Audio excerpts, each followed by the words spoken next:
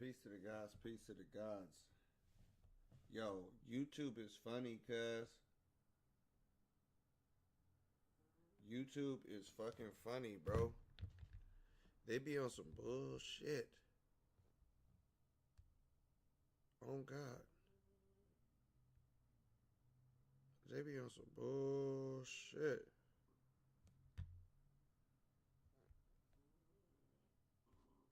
Let me see something, kid.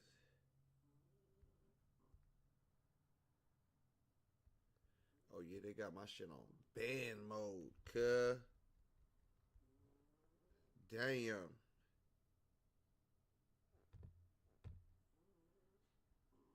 Damn, they did that to a nigga. Peace to the gods, peace to the goddesses. I don't know if y'all tapped in or not, because they is on my ass.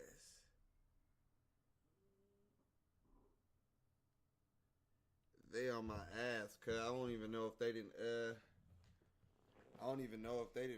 will allow part one to even pop up on that shit.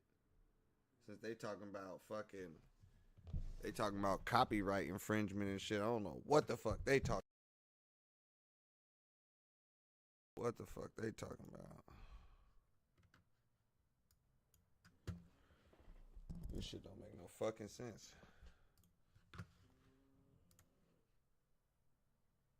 Damn.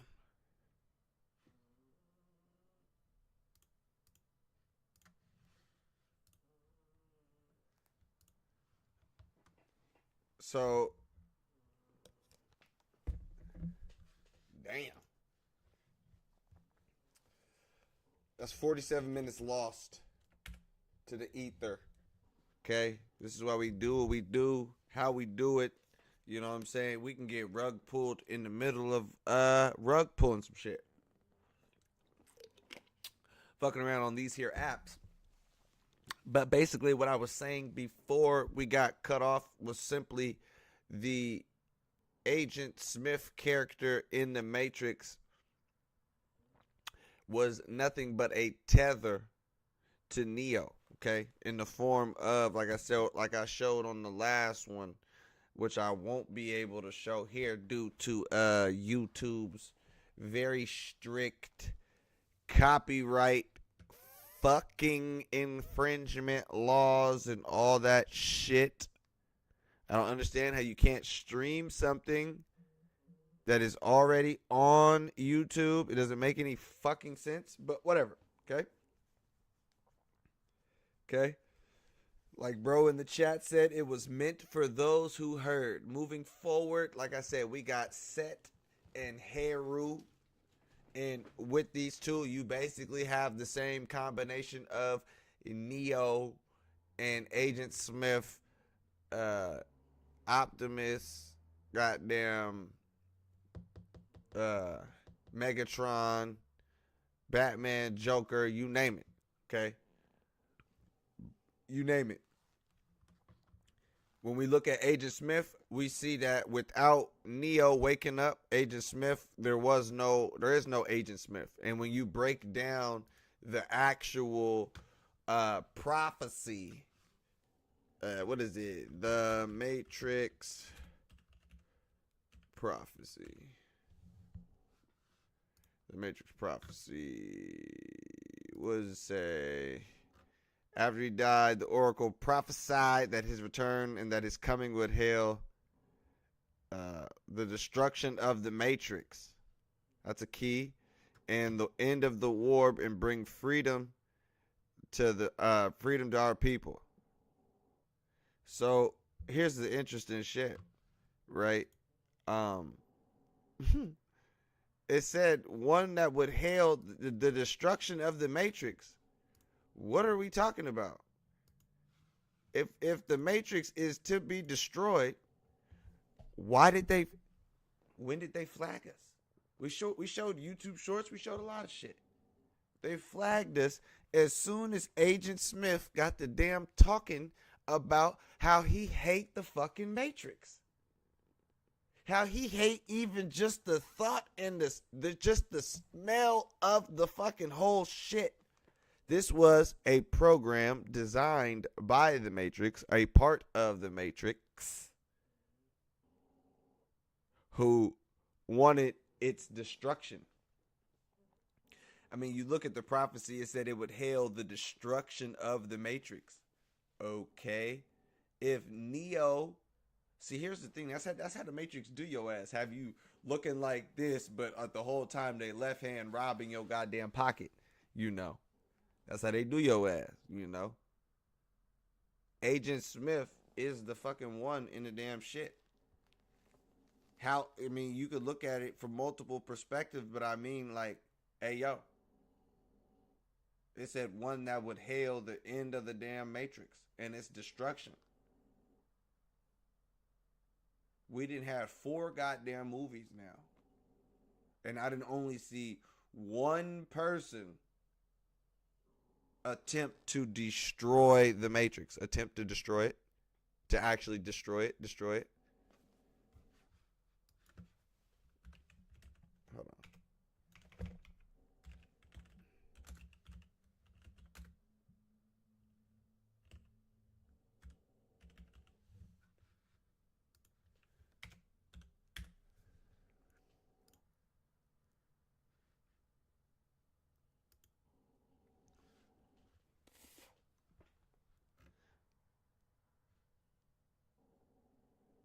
Look at this. Peace to the gods. Look at this. This is what Neo caused. Okay, I mean at the end of the movie they showed system failure. Okay, whatever. System failure at the end of the damn movie, of the first one. But here's the thing. In the second movie, hold on. In the second movie, it's clear that goddamn Neo meets the architect. I would show you guys that scene, but of course, the powers that be will end all be. Okay? But long story short, or short story long, Neo makes his way to the creator or the programmer in charge of programming the goddamn Matrix system. And what is this how does this conversation go? The conversation goes, and I'm going to show you who he was talking to. Architect. Okay? In this conversation, you could look it up for yourself. It's a very interesting scene. But in this scene, the architect describes the Matrix and says, look here, nigga. This is the 6th time you've done this, bro. You think you're on some super heroic journey to fucking end the Matrix and all this shit, blah, blah, blah. Everything you do is according to our plan. We know how it goes. Every time you wake up, Agent Smith wakes up. He's your total complete opposite. You guys are tethered. But alongside of that, when you go through and do what you do, you don't end the damn Matrix. Hence why he's still sitting there. He causes a system failure, which is a system reboot. And they reboot the goddamn system all the way up. In the third Matrix movie, the Agent Smith's motherfucking ass, he trying to, what is it? Let me see. He tried to infect everybody with a virus. What is it? Hold on. You see all these clones in the fucking Agent Smith, Aiden the third one, he trying to clone himself. Okay. Here's the thing. When you peep this shit, when you truly peep this shit, this is why it's sympathy for the devil. They said that Agent Smith was a bad guy. Hell, you look at what Agent Smith was trying to do, his ass was truly trying to destroy the Matrix. See, Neo, his little everlasting battle to save Zion that causes a system reboot, that whole war to save Zion, all that shit is just a part of the goddamn Matrix. Okay? Agent Smith was infecting the whole Matrix with a fucking virus.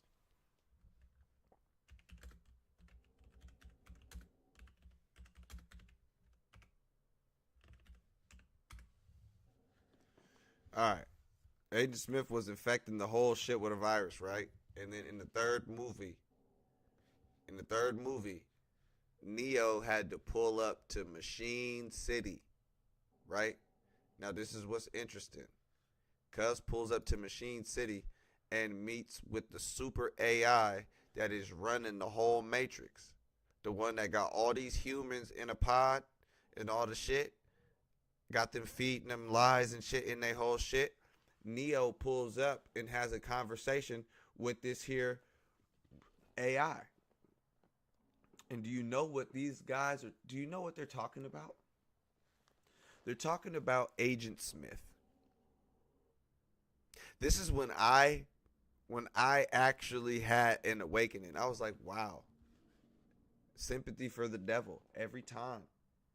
Every time, not every time. And here's the thing, okay? I am, when we say, listen, I am dealing with the methods. I mean, not the methods, excuse me. Because, you know, these niggas is basically terrorists and shit. We're dealing with the message, not their methods, okay? Because I got a few to go on. Like I said, a lot of people get bodies dropped in this motherfucker, and you know. Yeah. So, back to who everybody believes is the one. It said, let's go back real quick. You know what I'm saying? This is just simple, just, you know. Let's go back to the prophecy. Boom. What does it say? And his coming would hail the destruction of the Matrix and the end of the war. Destruction of the Matrix. The destruction of the Matrix. This is where it gets kind of spicy. So where it gets kind of spicy, and this is where, you know what I'm saying? So, like I said, Neo pulls up to the Machine City to talk to the AI. Him and the AI have a conversation about Agent Smith. Why? Because Agent Smith's virus, him cloning himself, whatever the fuck he was trying to do, it was a threat to the entire system. Not Neo's little super vendetta and vengeance for Zion and all that shit. No, fuck that. What really had the whole system spooked was Agent Smith's virus. They were actually threatened. They felt threatened. And this is why I think Neo is pretty much a hoe ass nigga. It's because Neo agrees with the damn AI that's running the whole shit. The mind control program that's keeping everybody goddamn in slumber. What does Neo do? He strike a damn deal with the damn AI, and he goddamn fight goddamn Agent Smith and take his ass out. And thus the Matrix was saved, hence why we have a fucking whole nother fucking movie, number 4.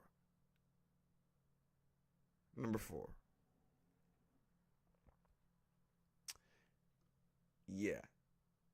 Miss me with the Neo is the one shit. That nigga. And then in this movie, the nigga is coding the new Matrix.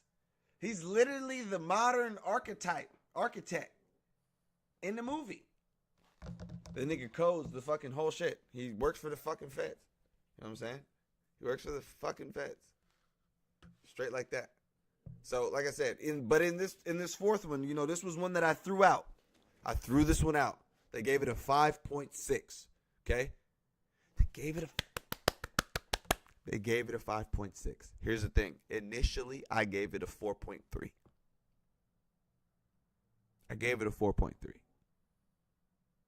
Now, after knowing and seeing some science and actually learning and seeing some actual science, some real science, I'm going to tell you what the science of the damn Matrix 4 is.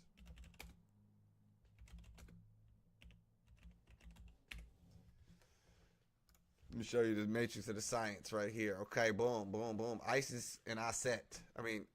Aset and Asar. Osiris and Isis. Simple as that. This is Neo and Trinity. This is the shit, okay? This is what this whole movie is based off of. Matrix 4. They gave it 5.6 because people don't understand the damn science that it's based off of. Okay? People was mad because they seen people was mad because they seen fucking Trinity fucking flying and shit in the whole shit in the movie and whatnot. I was kind of pissed initially when I first seen it. I was on some fucking patriarchal shit. I was like, what the fuck? Why is Trinity flying and doing cool shit, cooler shit than she already was doing? Because she was already hard and shit. You know, but they basically tied her in and basically was showing that, hell, the whole system is only running, and it's not just, clearly he ain't the one, because number fucking 2, or the last movie, showed that he need her. And that, let me see if I can find this image, since, you know, I'm getting copyright infringements and shit, and they're shutting down. And I told you, I'm not going over the whole first half, like bro said in the chat. You know, it was meant for those who heard the first half. Peace to the gods in the chat. Peace to the goddesses. All right. Matrix 4. What the fuck? Let me see.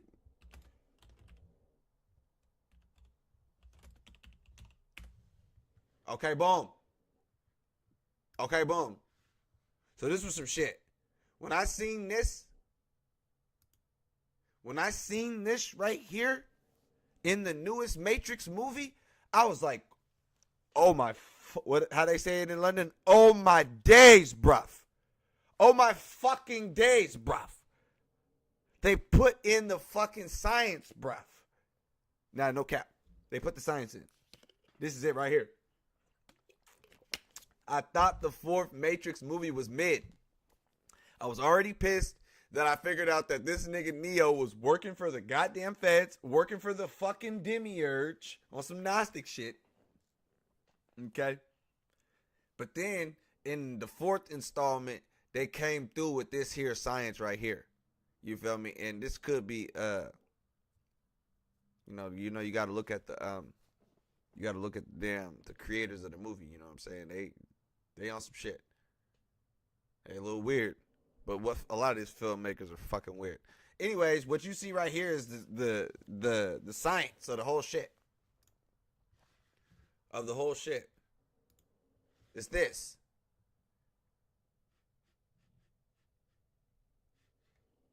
It's this.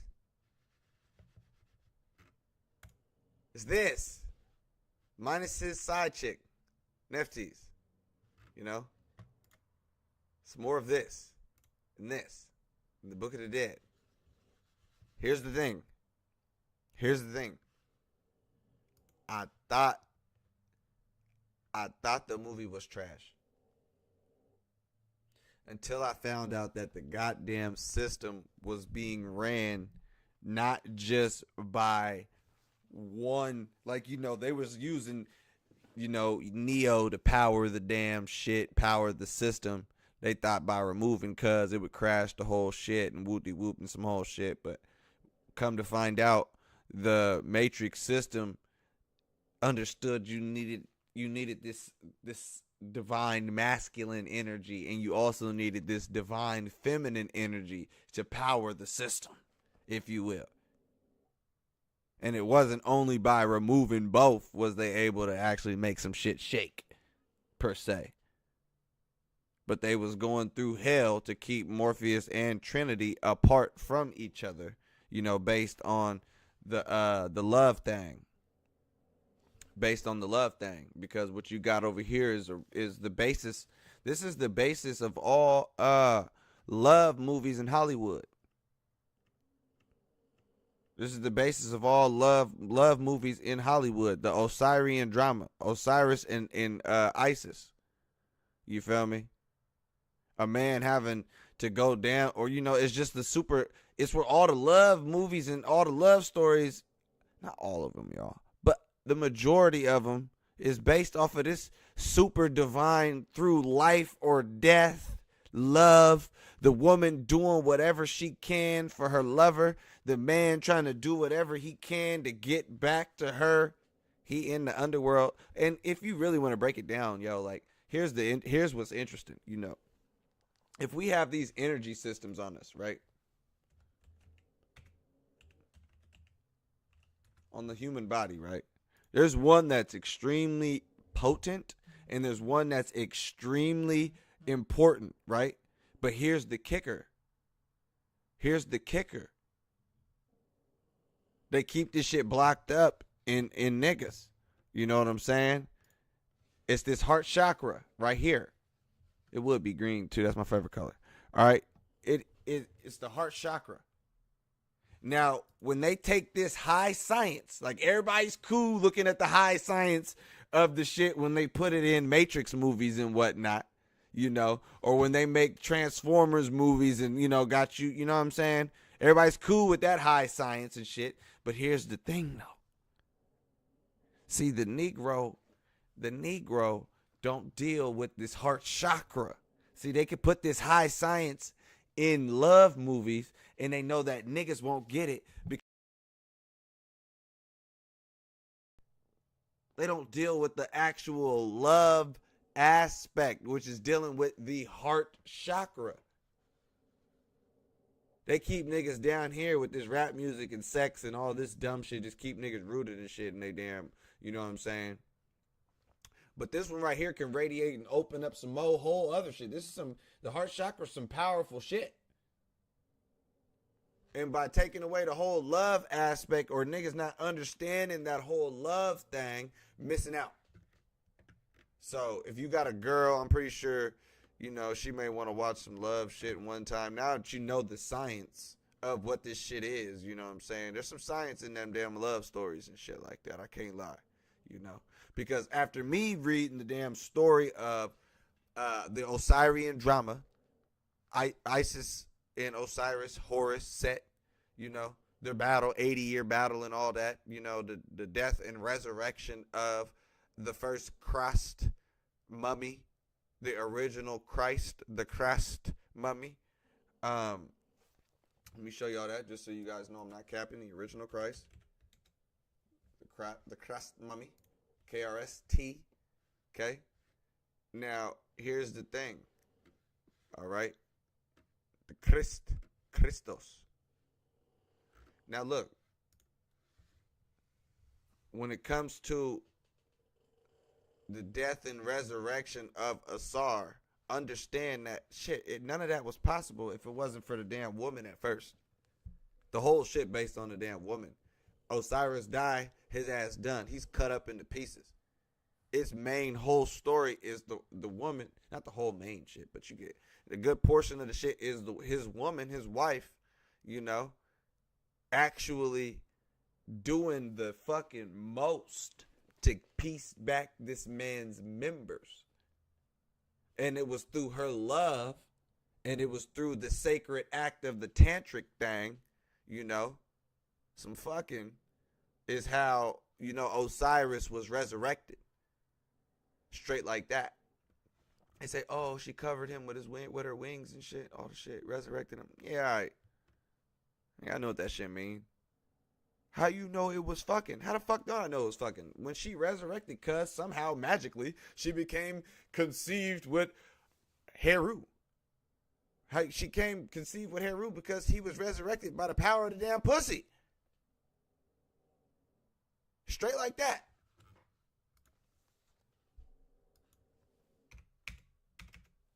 Why you think they put that all that damn sex in that damn shit? You know the white man, he be doing a lot with that damn sex shit though. In his movies and shit. You know what I'm saying? Oh no, I'm tripping though. They only did shit like this in Kemet. You know what I'm saying? You're gonna ban me YouTube for looking at ancient artifacts with phallus on YouTube. Osiris with the phallus poking out. Why, my nigga? Why, my nigga? Hold on.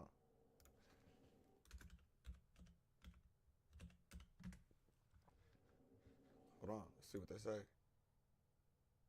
Let's see what they say.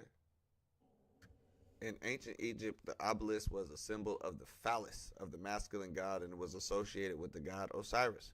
So why the fuck do these niggas have a fucking, you know what I'm saying? Why they got shit like this in the damn, why they got shit like this in the motherfucking Washington, D.C. monument? Look at them serving Satan. You know what I'm saying? Because here's the thing. They look at our shit as being the damn devil. You know what I'm saying? All the, you know, the Osiris known as the god of the perfect black, you know. This is the god of the black, the perfect black. Of course they're going to say he's Satan. But we're on here, this shit called Sympathy for the damn devil.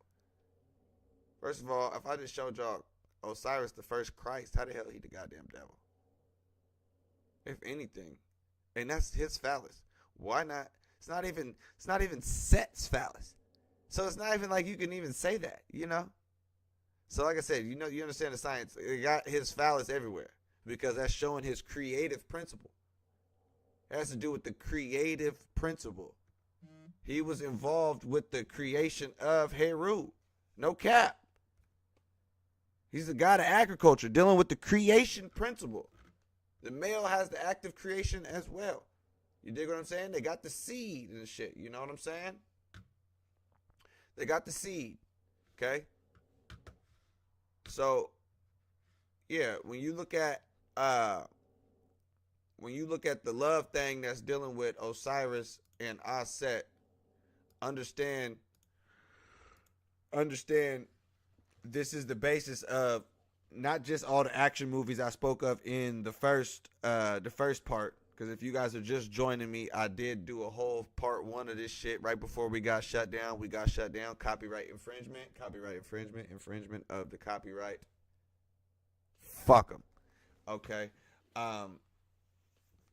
Now, moving forward, I was going to show you guys. Okay, that's what got us infringed. Sorry, Tube. Okay. Movies in mythology.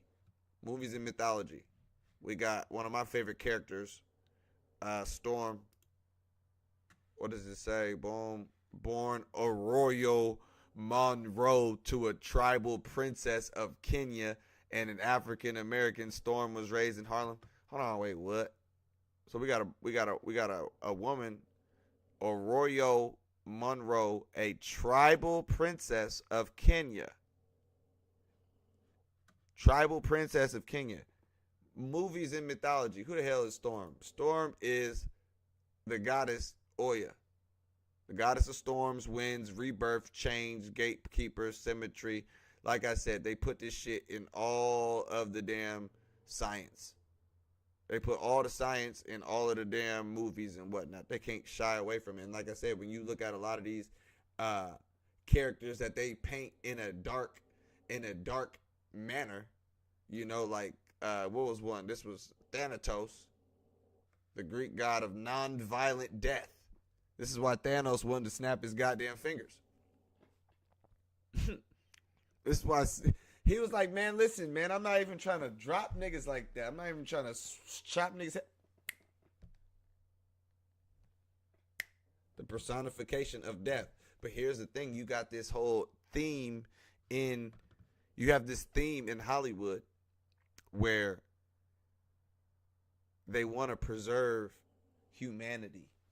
You know, like humanity is the shit. There's always some cosmic entity that wants to come through and destroy and bring death to humanity. And in every fucking movie, you got the humans that somehow muster up a fucking plan. That's usually some fake shit. But anyways, they usually muster up this plan in the goddamn movie and they somehow defeat the cosmic darkness. Well, there's a reason why you see cosmic darkness in a lot of the damn movies that you see, or the death coming in the form of an asteroid or a fucking guy snapping his fingers or whatever the case may be. You know, there's a reason why you have most of these. And this is another thing too that pissed me off. I told y'all, okay, when dealing with the Megatron thing, right? You know, you look at Megatron, you look at Optimus. Not only does Optimus sacrifice himself to save the motherfucker that's been enslaving everybody else, but if you go through and you look at some of these movies, how they transpire, and you listen to some of the slick shit that that Megatron says to Optimus, it's funny as hell. Because it's like, nigga, you really came all the way from Cybertron and came down here and fell in love and aligned yourself with the goddamn humans. That is ridiculous. As an alien race on some god level type shit, You niggas came down here and aligned yourself with some goddamn humans. With some humans. Now, another thing, since I'm looking at this, you know, and I can't help but notice that they started D16 with yellow eyes. I've said this, but like I said, I can't help but notice, you know, they started him with yellow eyes. Optimus got fucking blue eyes. They had let's look at the cast. Let's look at the cast, guys. Transformers 1. Wow. So look at the cast. There's 2 niggas in this whole cast. So why is it that Megatron was voiced by a black person? He probably wasn't in the other ones and whatnot. But here's the thing, there's some science. And Alpha Trion. If you go back and watch that YouTube short that I had showed at the beginning, you feel me? Damn, that was a good clip. I was going to show y'all too on that one, but I'll get to it. But I ain't going to show it, but I'm going to tell y'all what it is. Anyways, if you go back and watch one of them shorts that I fucking did, or just type in one of them fucking Transformers, blah, blah, blah, blah, blah, watch the fucking movie, you know. Alpha Trion is one of the original 13 primes, okay, on some shit. When D16, a.k.a. Megatron, was talking about how he wanted to goddamn put Sentinel in chains and do all the shit, woo, one of the original 13 primes was sitting right there. He didn't say, whoa there, young fella, you need to calm down. I know he killed all the fucking other 13 of my or other 12 of the primes, the original joints, but you don't need to go kill him. No, he fucking sat there and fucking watched. He spilled the beans. And the only motherfucker that was down to do some smoke, Megatron. But here's the thing, too. Why they have a black nigga play the damn, or voice the damn devil? Who's one of the biggest devils in Hollywood? My favorite. Lord Vader. All right, listen. Who voiced this nigga? Darth Vader. James Earl Jones. There don't be too many niggas in here. But why was the one that they had draped in all black voiced by, they could have had anybody do it. And I've even heard James Earl Jones on an interview say that George Lucas picked him. He said he was stuttering and shit when, this was a long time ago in the early 70s and shit when they wrote this shit. Like, yo, why they choose him? Why they got him being one of the most iconic? Don't their helmets look the same too? Am I fucking tweaking? Does Darth Vader's helmet look like goddamn Megatron shit a little bit? Let me see. Maybe I'm tripping. Okay, they look alike. Anyways, regardless of the fact, they got 2 of these iconic motherfuckers voiced by niggas, right? Voiced by niggas. Now, one thing I thought was interesting, okay, because we do know Lord Vader is the main character of the whole science. Of Star Wars, out of George Lucas's mouth, the first 6 movies is all based on this man right here. Why is it based on Darth Vader? I will tell you. It's based on Darth Vader because of, I'm going to show you. Osiris. Okay. Hold on real quick. Lord of the Perfect Black.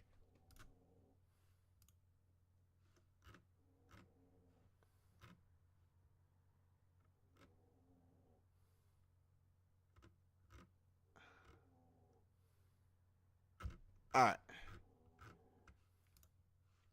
Osiris, cuz. Listen. First of all, this is a nigga. All right. Anyways, Osiris is the Lord of the Perfect Black. They had Darth Vader in the all black, but here's the thing: where that shit come from? Darth.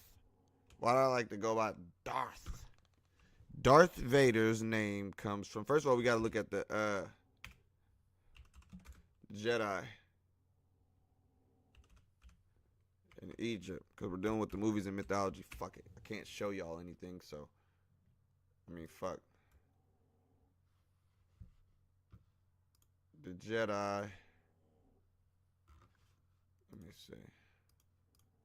Oh.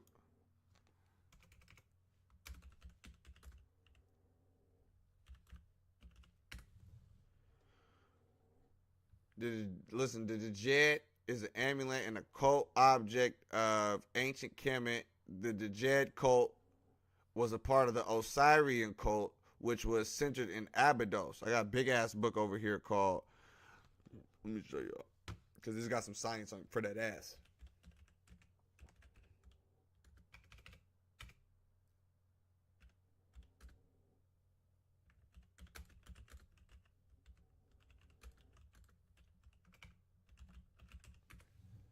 Initiation in the Temple of Osiris.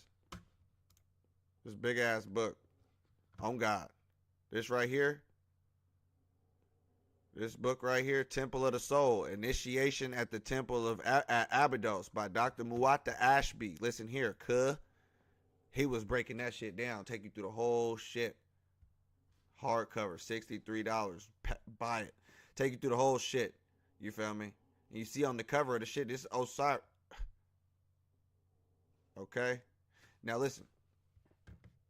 That's an initiate. That's not Osiris. He's doing the Osirian pose. It look like Osiris. I think that is. But anyways, get that book. It's some shit. Anyways, the Jedi was a part of the Osirian cult. Anyways, their god is the fucking Lord of the Perfect Black. All right, the Jedi. The Jed pillar is the basis of the fucking lightsaber. Because here's the thing, George Lucas even admitted that he got the damn Jedi from the damn Egyptian shit. Nothing wrong with that. The Jed pillar looked like Luke Skywalker shit. The Jed pillar looked like Luke Skywalker's fucking lightsaber. I mean, it's common sense. Just use our fucking head. They're literally calling themselves the Jedi. The Jedi or whatever. So anyways, the Jedi, Osiris cult. I'm saying the shit is based on Darth Vader. Darth Vader being this Osirian type figure who goes to this dark side and eventually has to rise. Okay, but here's where that comes from. Here's where they get that name Darth from. It is from Dath. The Dath, which is knowledge. Daath. Added the R. Remove the A, add the R. You got Darth. Darth. Anyways, you have not. It's knowledge. And here's the thing. This is a interesting concept because the Dath is hidden. The Dath is hidden. Okay. You look at some of these Tree of Lives, you don't even see the Dath. You look at this one, Dath knowledge is hidden. It's a hidden Sephira. You know what I'm saying? So understand that when you deal with this character, Darth Vader, you're dealing with some high science. And his whole journey, hero's journey, starting as an infant on some baby hair root. Because remember, Horus and Osiris are one and the same when you break the damn shit down, you know.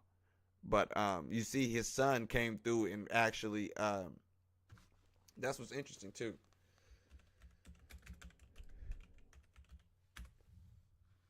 This scene right here. Okay? This was basically Luke going into the fucking underworld, you feel me, to go rescue his father. And that's what he did. That's what, Horus. Let me see.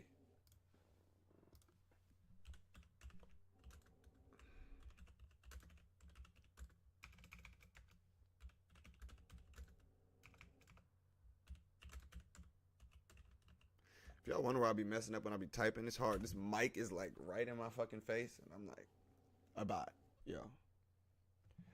Peace to the gods in the chat. Peace to the goddesses in the chat.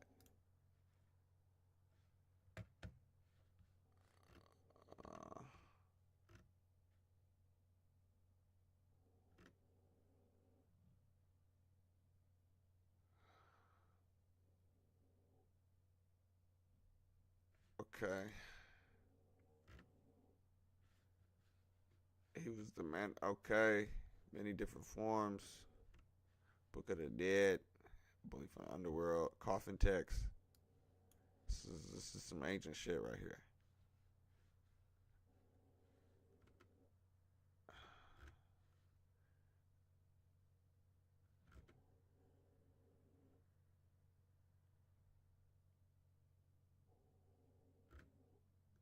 Alright, what the fuck ever.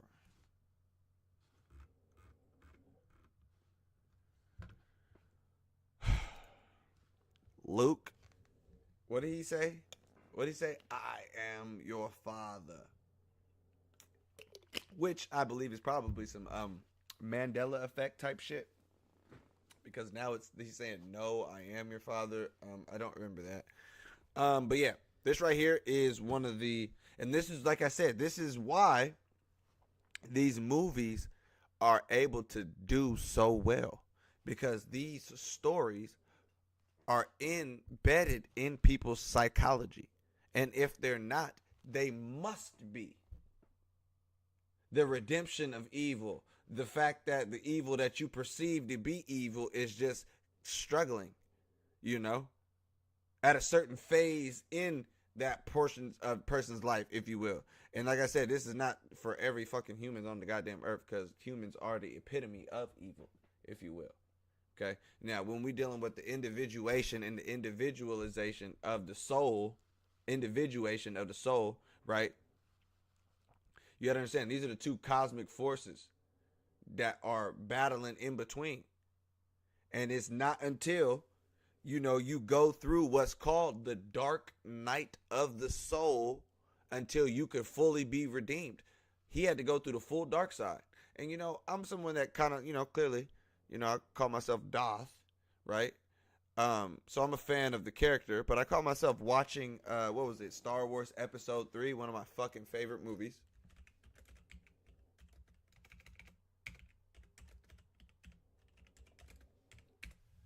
This one.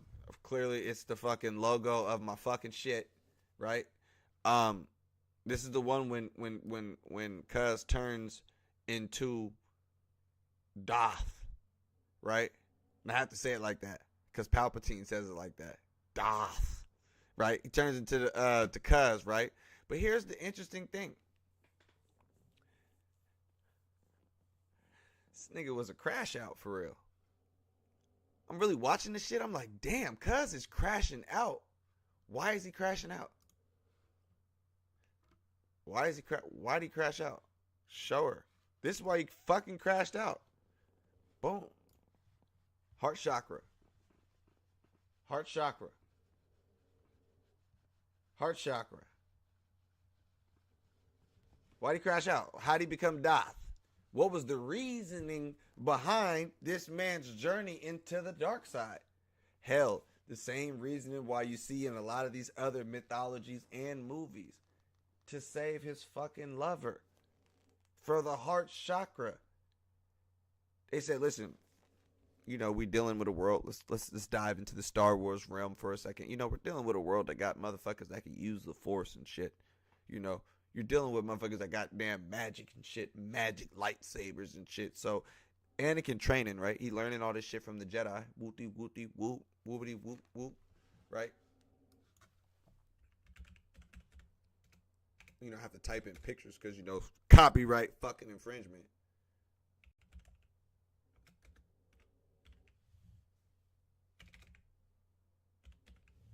Where we at? All right.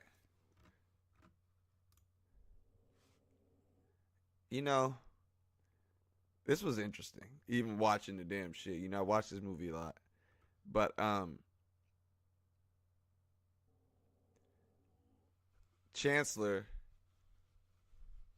aka Palpatine, slips in Cuz's ear that, I know you're fucking with the Jedi and shit. And he also tells him that, hey, you gonna be the strongest Jedi in the world. Already playing on Cuz's ego that's been building up since episode 2, right? So Palpatine tells him, you know, there's a way that you could save, you know, your loved one. Some shit, but you can't learn it on the side that you on. You know, you on some light side shit. In order for you to master that death aspect and life and death and all that shit, you know, you'd have to turn to what is called the dark side, right? So Anakin, with his heart chakra radiating past every other shit, you know what I'm saying, chooses to go through the dark side and ends up going through one hell of a hero's journey. One hell of a hero's journey. But watching the shit, yeah, I would say Anakin is a crash out. He crashed out for his lover, but you know, in the second movie, you got this guy, Count Dooku, who has a red lightsaber because he's quote unquote a bad guy, one of the devils, if you will. But here's the thing. Dooku, of course, like many of the Sith, were once Jedis. You always see that same theme too. It's like the main guy was always cool with the good guy at one point in time or another. That's why I was showing. I was like, wasn't Lucifer in heaven with God at one point? What the fuck? You know, you see the meme. What did he do to make them niggas that mad? What did he do? Lucifer get kicked out of damn heaven. He was up there at one point talking about, people be like, oh, the devil, he was a high-ranking angel in heaven and all the extra shit and whoop-de-whoop. It's like, okay, what the fuck what was going on up there to where a nigga got booted out? What was they on up there? Oh, I get it. Read the first 7 books of the Bible. Read the first 7. Don't skip past Judges either, you know. When they going through and doing all this shit in the name of their God. You got these Israelites following this God and this certain codes of conduct. I was one of these followers of this God and all of these laws, 612 laws in the Torah. Still follow a couple, like Leviticus chapter 11, which says, do not eat no pork, crab, shrimp, or lobster, because it's unclean filth, you swine heathen. Yeah, swine eating heathen. I don't follow that. But here's the thing. Being that I once followed these laws and was able to surpass them, I'm now seen to the people that once believed what they did as a Dooku motherfucker, right? But I would easily be the one, just like Dooku in episode 2. He told him, he's like, nigga, listen, man, the Jedi Order is corrupt. Simple as that. The Jedi Order is corrupt. Capital C. Was he wrong or was he right? You had the literal emperor of the whole Sith Lords acting as the fucking chancellor of the Republic. But of course, you know, he's got to be put down and exterminated. Because why? Because why? Hollywood is infatuated with making good people who have a valid point seem like bad people for their fucking heroics. But when you take a step back and just listen to what the fuck these people are saying in their movies and shit, they typically have a point. Like I said, we started this in the first half of this before I got shut down for copyright infringement, for sharing shit that is already uploaded on YouTube. Madness. Pure madness. But what I shared was the fact that Horus, the hero, and Set, the devil or villain of the story, are one and the same. And that if it was not for Set, this devilish figure from that mythology, right? That's interesting, right? Because where you got? Let me see. Because remember, this Set Typhoon character, Set, right? He was the son of the Great Mother, the Great Cosmic Mother. Go back and check the last mystery session I did on this bitch, right? But the son of the Great Mother from the oldest religion ever on earth, the worship of the Great Mother, her son was turned into the devil by the later dynasties that would rise up and overthrow the latter priesthood and establish some new shit. And in this new shit, the new myth, this character, the Great Mother's son, Set, is now deemed a bad person. Okay? He's the guy, the chaos, disorder, all the shit. But here's the thing. If Set don't do what he do, like, cut up his brother into 14 pieces, if he doesn't do that, what don't we have? We don't have one of the most profound scenes in all of scenes. You know what I'm saying? We don't have this judgment scene, if you will. The Hall of Judgment here in the weighing of the heart scene in the Book of the Dead, or the Book of Coming Forth by Day, right? So by Set killing Osiris, he literally sets him up to be the king of the underworld and the judger of souls. He sets up Osiris to be who he is. I mean, not Osiris. Yeah, Osiris to be who he is, but also Horus through the 80-year war of Hippocrates, going from being baby Heru sucking on his mother's nipple and shit to being a god worthy enough of ruling over the other gods and the nation of Kemet. So knowing and seeing that, it was only through encounters with Set and or devil and or chaos and disorder was he able to become who he was meant and destined to be. So here's what's interesting. When you look at your life, right, and you look at some of the fucked up shit that may have happened because of your own doing, you have to understand, all of this is representative of archetypes of the collective unconscious, period. So these are different aspects within you. This devilish figure, this shadow figure, this demon devil is necessary. The devil Set acts as your shadow self. What do you mean?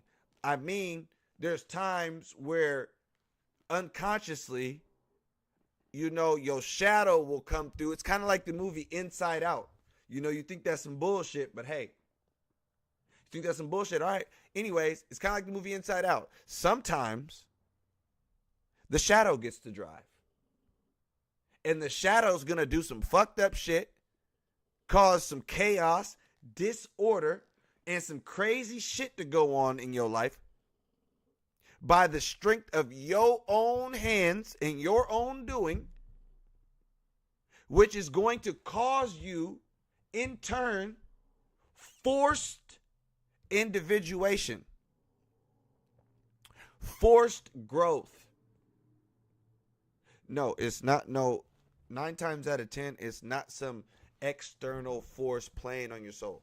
9 times out of 10, 10 times out of 10, it's not no demons. You're not being preyed on by the devil. God himself is not fucking. No, most of the things that go wrong in your life are simply due to the choices that you personally make. And then here's the thing too. People say shit after the fact. They be like, damn, what got into me? What was I thinking? You wasn't. The shadow was. Simple as that. Now deal with it. Set cut the king of Egypt into 14 pieces. Sent everybody into a frenzy. Niggas had to deal with that. Forced. Baby Heru sucking on his mom's tit. You know what I'm saying? You got to avenge your father's death. It's what you were born for. You got to become a man and encounter the motherfucking shadow of the damn country. You know what I'm saying? The one that got everybody in disarray. You know, everybody's blaming shit on the devil nowadays, but you have to remember the devil was simply a scapegoat created for humans to blame all the fucked up shit they do onto something. That's not what this devil is used for. This archetype is used to strengthen the hero. Neo, Agent Smith, both tethered together. If it wasn't for Agent Smith whooping Neo's ass in the first movie, Neo doesn't get up and fucking start blocking all types of shit and fucking stopping bullets and shit. He's not doing that. He's not doing that. You have to understand, there are people on this earth who don't go through it with their shadow. Somehow, they're oblivious to the damn shit. Somehow, it doesn't pop up. It don't. You just don't. And therefore, on a soul level, these people are not as spiritually as evolved as other people. If you ever talk to somebody that's been homeless and an addiction, been a drunk, and then somehow snapped back to fully functioning and or, you know, these are people that had to will themselves. There are some people who, you know, based on their own doing, put themselves in unfortunate situations, and through those hard times, trials, and tribulations from life that come from our choices and decisions, then you become somebody you never thought that you would be, in a positive light, in a positive way. I go through some things that kind of irritate my soul, but I see what it's used for. Always the result of my own doing. Now, granted, there's some external shit that you can't goddamn, you know, you can't control for sure. You know what I'm saying? Shit out your way. But that's just life. Feel me? You gotta deal with that damn shit. But for the shit that, you know, you end up getting yourself in a damn pickle like Benny the Jet Rodriguez and shit, like Smalls and them, goddamn stealing a goddamn baseball from their damn dad signed by Babe Ruth, and now you got to go through a whole hell of a fucking struggle just to, nigga, you learned a lot, all the shit, I bet you went through hell, all the shit, and sometimes, just like at the end of the movie, it was like, oh, I really didn't even give a fuck, you know? But here you are, 20 times better, 3 times stronger, 3 times smarter, all the shits, all the stuff that comes with going through the damn shit. Now, one of the gods in the chat said something about Batman and Joker in The Dark Knight. One of my favorite analogies. Here's the thing. Here go Batman and Joker right there. What did the Joker told Batman multiple times, nigga, you need me, nigga. You little millionaire loner ass. You need crime, nigga. You go crazy up there in that goddamn Wayne's mansion, nigga. Wayne Manor. With nothing to do. You know what I'm saying? Type shit. So let's look at that though. I want to look at that. I was going to. This is a scene I cannot play. So we're going to type it in.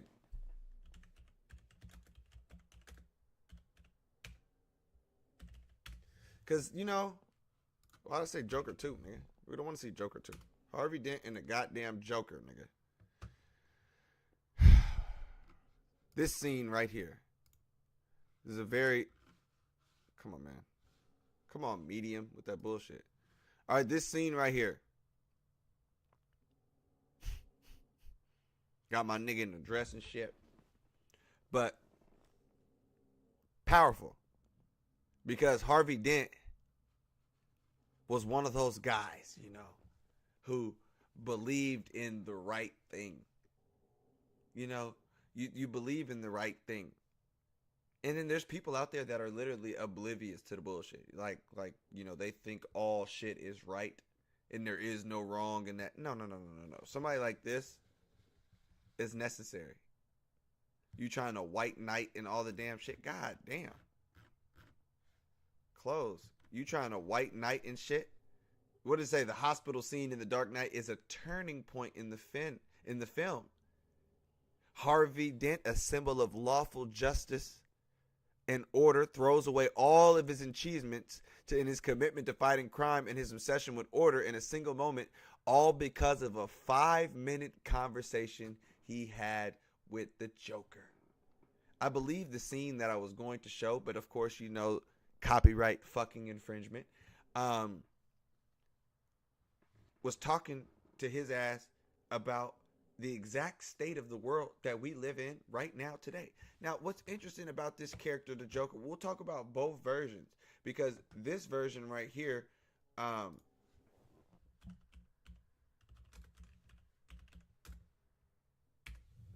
this version right here, you know, with this, okay, this scene right here, yo. Not just the scene, but the overality of it. Now, when you look at Batman and you look at this Dark Knight shit, now I like it. I like it a lot because this devilish character, the Joker, is exactly what Batman needs. A sweet taste of humble pie. You arrogant, fucking rich, fucking trillionaire bastard with all this goddamn money, sliding down and breaking motherfuckers' arms who got a 10-sack of weed. You piece of shit, Batman. You piece of shit. Breaking the damn legs and arms of your average motherfucker who got a little bit of weed. You fake ass white knight. Anyways, in the movie Dark Knight, the first one, in the movie Dark Knight, what you see is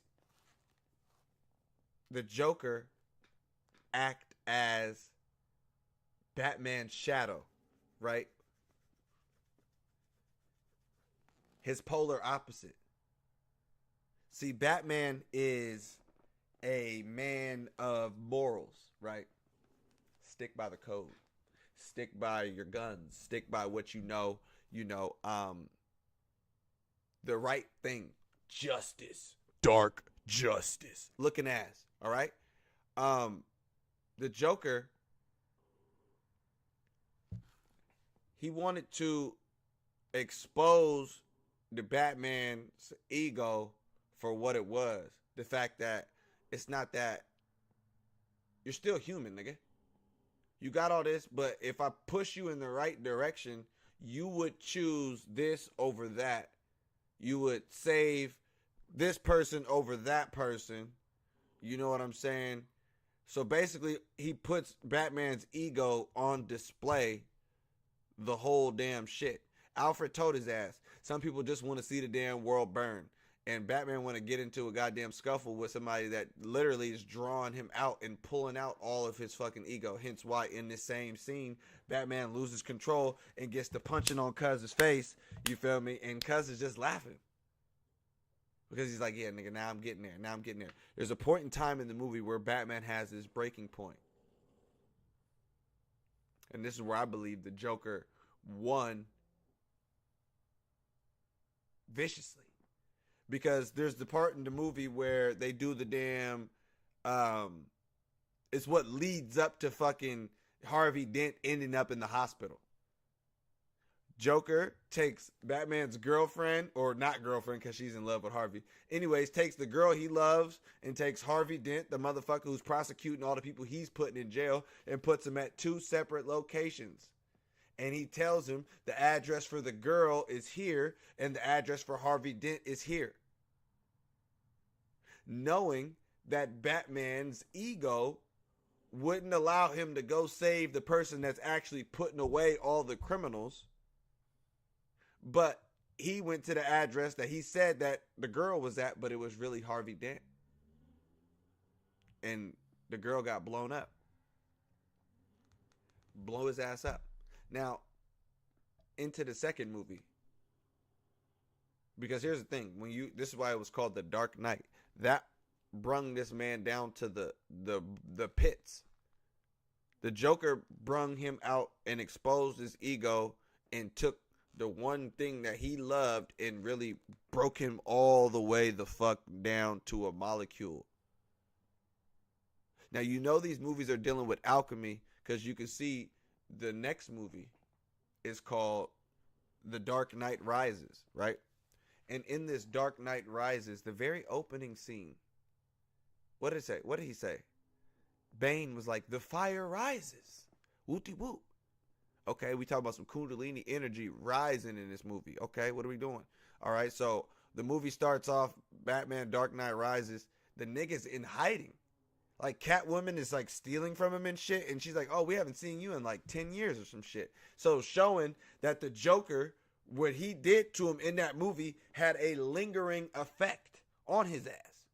And he was still in the pits. But guess what? The nigga's ego wasn't all the way damn done. The nigga's ego wasn't all the way done. So what happens? Another villain pops up on the scene. Bang. Alfred again tells Batman, you don't want to fuck with this guy. He's turned the fuck up. He's turned up. He's juiced. He's on roids and shit. He's on all types of shit. And you was just up there chilling for 10 years. So anyways, Batman don't listen. His ego gets the best of him. And he gets his ass whooped by Bane. But what's interesting and how I know this is all dealing with the alchemical is, where do they take him? Prison. Dark Knight Rises. Can they take his at the prison in The Dark Knight Rises? All right. So they take his ass to this prison, right? They drop him off in the prison.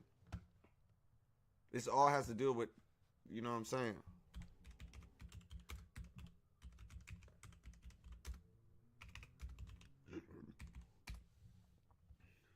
All right. The initiation well is a subterranean tower and well at the Quinta da Regaleria Palace in Sintra, Portugal. All right. Now look at this. They took Batman and put his ass in this prison, right?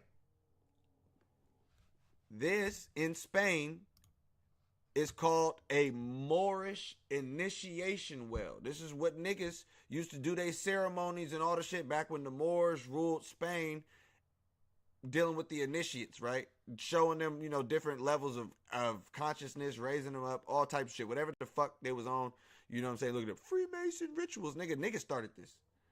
Moors. Anyways, it's the same shit. When you see goddamn this prison and you see the motherfucking Moorish initiation well, it's the same thing. We're dealing with alchemy, right? We're dealing with alchemy. So, like I said, the Joker broke him. Bane fully broke him. Now his ego is fully shattered. He can't walk. His back is broken. All the shits, all the stuff. Now he got to go through the whole, you know, trials and tribulations of the initiation, you know, to rise and become that actual, I don't know, fucking superhero that he knows he's supposed to be, regardless of the fucking fact. You look at the stages in what Batman went through from the first Dark Knight and how he battled with the Joker, and that was all dealing with his ego and exposing his ego for what it is and then putting it on full front street, to the Dark Knight Rises, from him starting off with a shattered ego, coming out with some fake gusto and fake mojo, getting his ass whipped, and then really starting from the fucking bottom as a real neophyte again. As a real neophyte again. In the beginning. So I thought that was interesting when you look at these Batman movies that was made by Christopher Nolan. You know, he's one that actually puts a lot of science in some of his goddamn movies, you know. Lots of science in some of his movies and shit. You know what I'm saying? Where was we at? Let me pull up cuz of shit. Initiation well Morse. Hold on. Speaking of fucking Batman. Speaking of Batman, what the fuck? Hold on.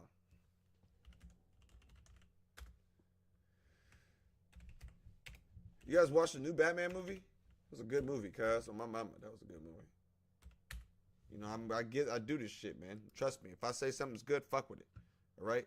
This smoked out looking Riddler from the new Riddler. What the fuck? See, Hollywood, they have to see. Here's the thing. You know, they can't do. They can't. Okay. When they create these villains, like for this villain, for an example, the Riddler, in the newest Batman, cuz is killing all of the corrupt people in Gotham's politicians and polices.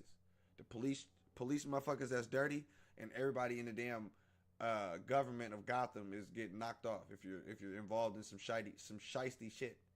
So you have to understand, when you create a character like that and you're in a time where people are like, hey, why is he the bad guy? Why is Batman whooping his ass? You know? What do? To take away any sympathy for the devil, they had this nigga flood half the damn city. Which, if you're paying attention, it makes no sense. But they can't have people loving the damn villain like that, you know? Because here's the thing, if your whole shit is every move you make in this movie is very calculated and all the shits, and then you randomly flood all the shit, you know, no. He had specific targets, and that was that. The flooding and killing innocent people is giving motherfuckers a reason to hate the motherfucker, you know, to take away from his from his message that he had, and now you focused on the methods in which he used to achieve his message that he was promoting and shit like that, you know. So it's like, motherfucker right here is on some I think it wasn't even a fucking bad person. He was twacked out and shit, you know. But he had a fucking point. But not him. Nah.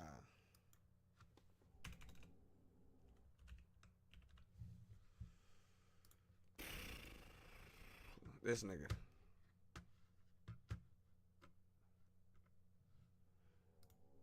Buddy right here. You know what I find interesting about this Joker versus the Heath Ledger Joker? See, this guy could have been anybody. If you go back and watch his first Joker movie, like the first one, and you just actually just watch the damn shit, this nigga went through a series of unfortunate events. Unfortunate. And ended up, you know, becoming who the fuck he became. You know? When I look at both of these characters in comparison, you know, the tyrant, or the one in The Dark Knight, Heath Ledger, his Joker was more of a, you know what I'm saying? This one is dealing with the more of the psychological aspect of everyday life in certain shit with, you know, shit just going wrong and shit. You know what I'm saying? Watching the first movie, it was fucked up. Because it's like, damn, nigga, this could be anybody. This could be anybody. And of course, you know, his methods of going about his shit kind of was extreme. You know, they do that so you don't fall in love with the goddamn the villain and shit. You know what I'm saying? But I don't understand. There's certain villains where I just cannot get jiggy with the other side. It's like, no, I can't get jiggy with the Autobots, yo. And it's like, okay, you look at the other side of of the Sith. Well, you Jedi, you niggas be taking kids from their parents and shit, raising them up. Hey, listen. How many jobs did Darth Vader create by making the Death Star? I'm just playing. No, I'm just playing. Okay, where are we at? Make sure I want to get all this shit out. I want to get all this shit out so I don't have to touch this. I don't have to touch these devils no more. Okay? Okay? I wanted to speak on the theology of hate and anger. Okay? This is a good one too. This is a good one too. This is the theology, nigga. What the fuck? This is the perfect one. He was hella mad. That's all this nigga is mad. But here's the thing. Here's the thing too. You look at the Christian thing, right? The Bible and shit. They want to tell you it's bad to be angry and to have hatred in your heart and whatnot. Okay? I am not one of those people that believe that. Okay? There is enough fucked up shit in this world for you to pick something to hate. Pick something. Who the fuck only has good in their heart? Only good? You don't want to, and even then, the bad that you would think is bad ain't even bad. Well, my bad ain't really bad. It's like, oh shit, you touched kids and whatnot. Oh, I got something for your motherfucking ass. You know, oh, that's evil. Perspective. Subjective as fuck.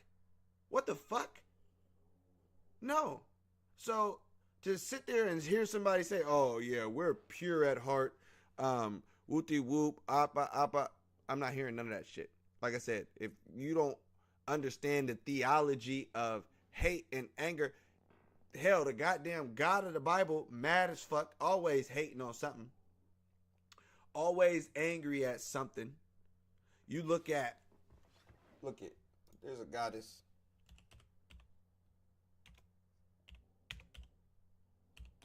Sekhmet. God.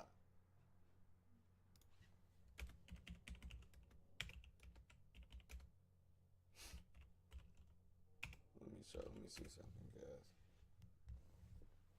Listen, in an Egyptian myth, the goddess, Sekhmet, almost destroyed humanity, but was stopped by a bear. That was some shit.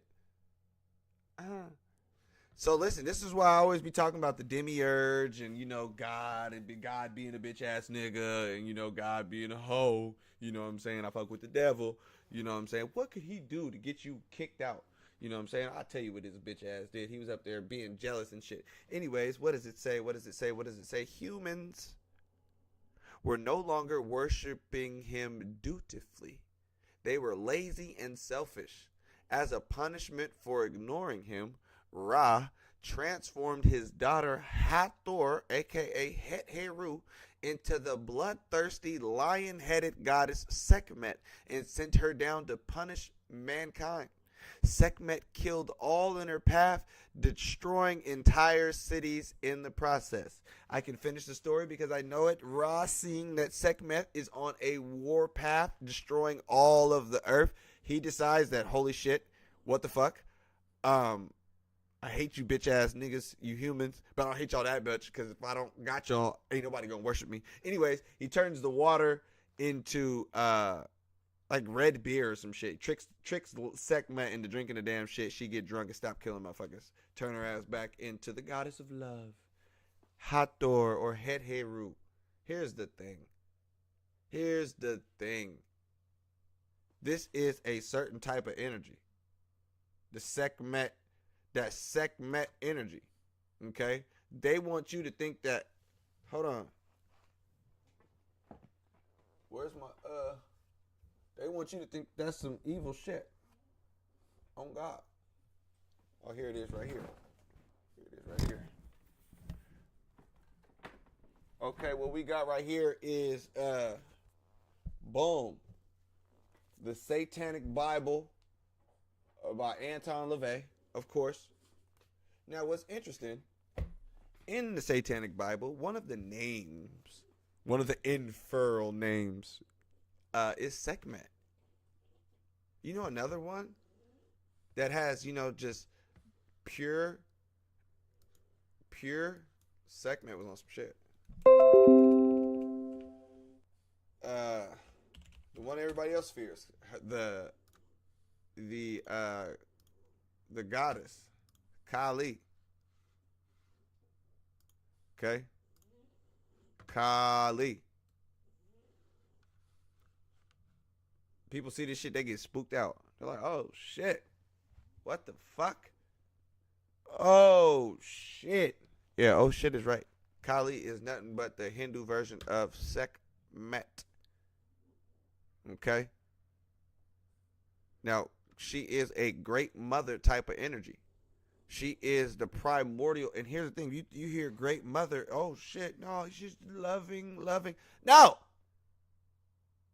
No. No. No. See, Christianity got the world fucked up. They assume that shit is just supposed to be all good and all. No, even in the Bible, they say there's a time for peace, time for war, time for love, hate, all the shit. Is there a time for love and hate? Hold on, let me see something, cuz.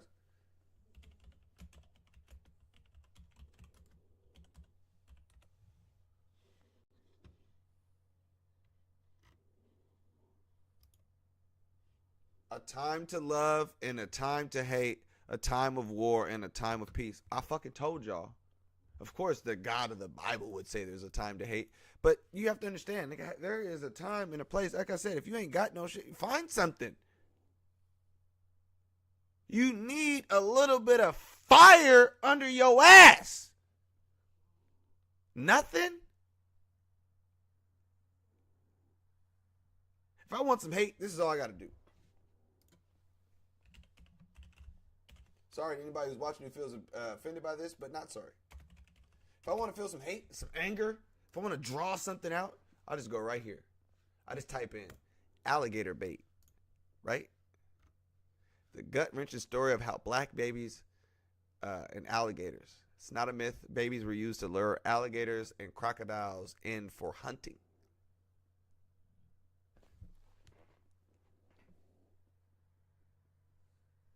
You know?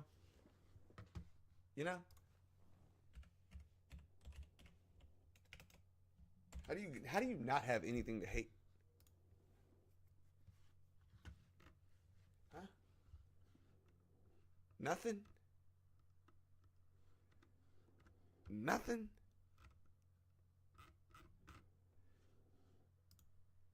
How you not got nothing to hate, yo? Listen, if it wasn't, a lot of this shit motivates the hell out of me.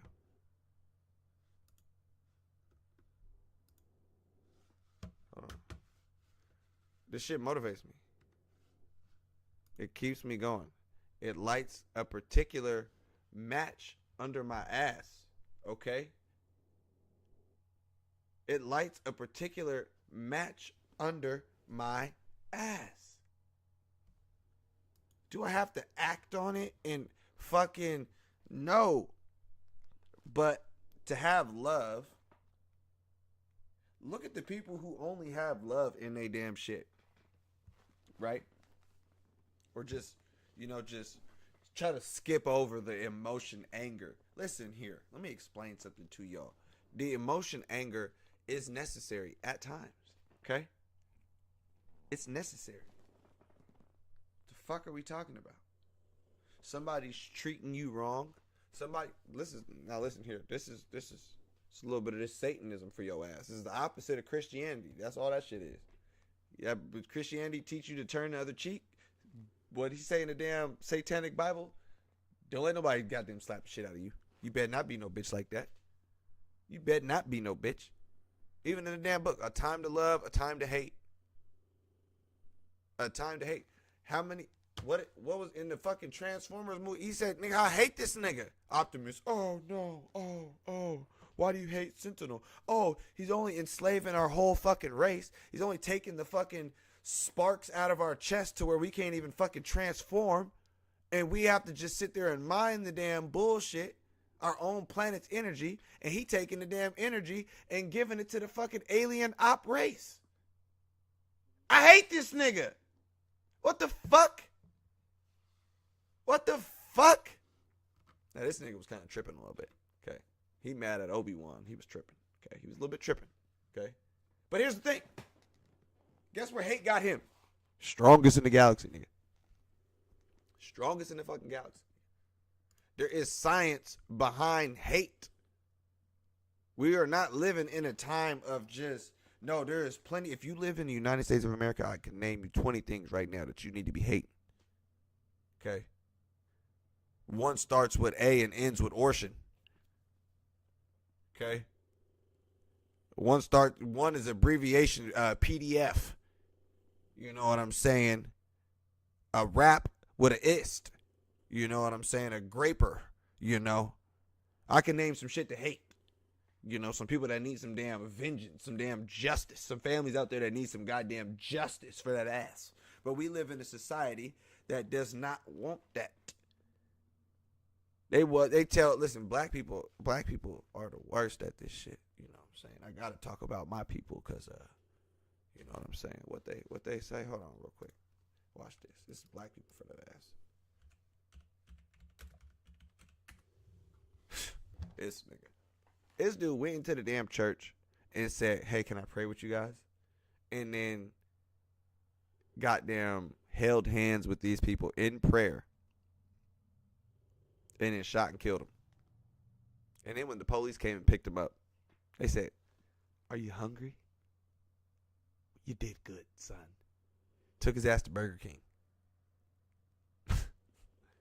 What did black people do when he did this shit? How do you feel about this, sir? Put the mic in his face. Oh, you know, we forgive him. You know, we forgive him for what he did. We're praying for his family. You know, we forgive his ass. That's what I'm talking about. I give up. I give up. We don't hate anything. We hate all the wrong shit. We hate each other. What the fuck? You could at least direct some of that energy to the motherfuckers that, I don't know, hate you. Some people don't have no problem with this damn shit. There's a lot of hate in the damn world. And I'm saying some of these people who want to be fucking nice, what do? Fucking nice people. I can't stand nice people. Optimus Prime in that fucking movie trying to be a nice guy. Foolish, ignorant, frivolous, senseless, careless, clumsy, weak, poor, needy, simple, stupid, silly, foolish. You're an idiot, okay? There's a time to be, let's say a time to love and a time to hate. I'm not saying keep and carry hate in your goddamn heart. I'm saying keep a little bit in that bitch. It's useful. It's useful. It's useful. Somebody can sense when you have it in you too. A little bit of anger. Somebody can sense it. That you could be a genuine loving person to be around, and somebody could still sense not to cross you. You could have never displayed any hate or any anger, but if you have some in you, just a tad, you know, respect goes a long way. I'm a person that commands respect because I give respect to people that I see and I meet and I come across. You know, I don't typically come at people fucked up. I come at people how I want people to come at me. You know what I'm saying? That's some shit from the Bible too. Do unto others. It's kind of like that, but it's kind of not. You know, I'm kind of situational when it comes to the shit. You know, but for the most part, I deal with people on a level of respect. If you ain't never crossed me, I don't give a fuck how you treat it, cuz over there, as long as it wasn't no fucked up shit. But shit, if he thinks you an asshole, I don't give a fuck. I work at a sawmill. All of us are assholes. Everybody at the goddamn mill is an asshole to somebody, especially me. The guy who keeps a little bit of hate tucked in his back left pocket. Why not? Why not? Like I said, they give you, hold on, what's another one? Well, there was another clip I was going to show y'all, but I'm not going to show y'all. This is the clip from X-Men 2. No, this is X-Men 3, The Last Stand. So, you know, there's one character that I actually am fond of as well, too. You know, they got him on some fucking set and horror shit. These niggas never mutually destroy each other ever, you know, but whatever. You know, we got Magneto. Eric Lesnar, a Jew from, Auschwitz at one point. But the thing about him is he's a mutant, okay? And in a lot of his philosophy is we stick together. You know, we hate those that hate us. What's wrong with that? What's wrong with that? So it's like, oh yeah, I'm not fucked up. No, I actually think like Magneto. I hate those that hate me. Okay? So Magneto, being a mutant, being a mutant who was in a concentration camp, you know, he kind of understands how humans are and shit. You know what I'm saying? He kind of gets it. This guy's badass. This guy's badass. Yeah, he kind of gets it. You know? And you got fucking, what's the motherfucking ball? Professor X, goddammit. So he been in the concentration camp, nigga. He understood they was damn doing fucked up shit to humans, Jews. Fucked up shit over there, whatever. Okay. Now, after the fact, they all come out and identify as actual literal fucking mutants. Him knowing human nature, okay? Him knowing human nature, he's like, hey man, it's only a matter of time before these mutants start hunting us down and start killing our motherfucking ass. Hunting us down, trying to do some experiments on our motherfucking ass. It's only a matter of time. Charles, the humans. Can't stand these motherfuckers who got superior shit to these measly ass human race and they want to fall in love with the goddamn humans. That's why Magneto was like, Charles, you're a bitch. That's why Megatron was like, Optimus, you's a bitch. You didn't travel all the way across the goddamn galaxy and then fell in love with the goddamn white man. Hey, yo. Megatron was not, it fucked any of the damn humans. That's what the hell he's on. You know what I'm saying? That's what Magneto want. I don't trust them. Why? They're not us. We not them not us. No trust. Not fucking with it. You can't make me fuck with it, Charles. Fuck you. Nigga. And he got the, and that's the thing too. You got the fucking X-Men that do what? Save the motherfucking people that hate their ass. X-Men goddamn want to save humanity. Humanity got niggas like William Stryker creating some shit to motherfucking tax their ass. You know, you got motherfuckers like, you know, whoever it was in Days of Future Past that was creating the little midget motherfucker who's creating the damn Sentinels. To do what? Destroy humans. Literally. I'm not mistaken, in the cartoon, I believe Magneto took them bitches over, but shit, regardless of the fact, them damn Sentinels was designed to kill your motherfucking ass. So why not? Why not give them some same shit? What did it say? Simpsons mentioned this. Okay. Yeah, man. I wish I could show you guys some of these clips, but, you know, I can't do that. You know what I'm saying? We're going to keep that up. Kali. Let's go to her shit real quick. Kali, major goddess. Primary social with time, death, destruction, transcendental knowledge. So here's the thing. I love this. So here's the thing. The most potent energy is always the most grotesque. If love was the strongest shit, this nigga wouldn't be the damn strongest in the damn galaxy. Okay? If love was the strongest shit, he wouldn't be the damn strongest nigga in the galaxy. Okay? Kali depicted as, you know what I'm saying, beheading, destruction, chaos, death, rebirth, all the shits. You have to understand some of the most powerfulest energy. I don't know if that's even a word, powerfulest. I don't know if the most powerfulest energy is always depicted in the form of something grotesque. Powerful energy. You dig what I'm saying? And like I said, people who are from the outside looking in, they don't fear this. Kali is the great mother to some people. You know what I'm saying? Pre-Vedic, your origins of Kali can be traced to pre-Vedic and Vedic era goddess worship traditions. So you got to understand, this is some ancient shit. This is pre-Vedic and Vedic era, and the Vedas is what they go off of to this day. So you have to understand, some of the most ancient and most potent energy is some of the most goddamn grotesque there is. Literally. In the form of a woman. You know what I'm saying? And of course, the man with his male patriarchal gods and his shit like that, he gonna be the first one to say, nigga, this is some devil shit, nigga.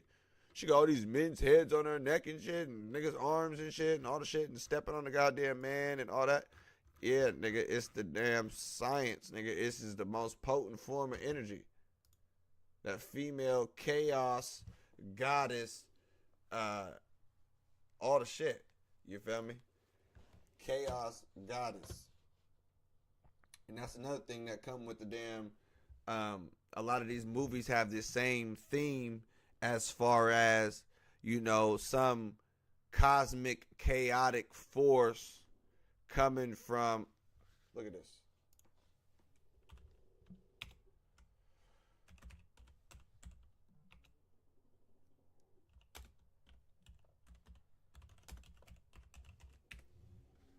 Nah, I want to see Galactus from the Silver Surfer. I like how they did that. All right, so boom. So in this Fantastic Four movie, they had Galactus in the form of this giant space cloud, right? Here's another one. Let's look at it.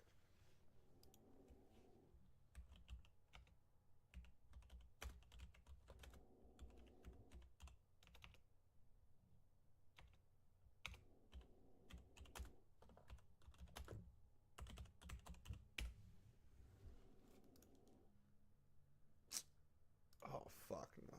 I didn't mean to say club. I meant to say cloud, yo. They showed me zesty ass Chris Tucker. Fucking A. Come on, man. Gotta be specific as hell in this damn shit.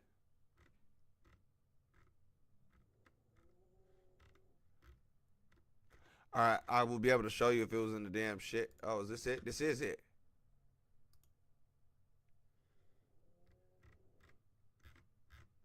So, boom. There's this. The dark liquid. Oh, no, not that. Fuck that. This shit in space, right? At the beginning of the whole goddamn movie. Is this number one? Damn, you can actually go through the whole shit? What the fuck? That's fucking crazy. Well, we're about to do that since copyright infringement, bitch. Hold on. 300 years later. Boom.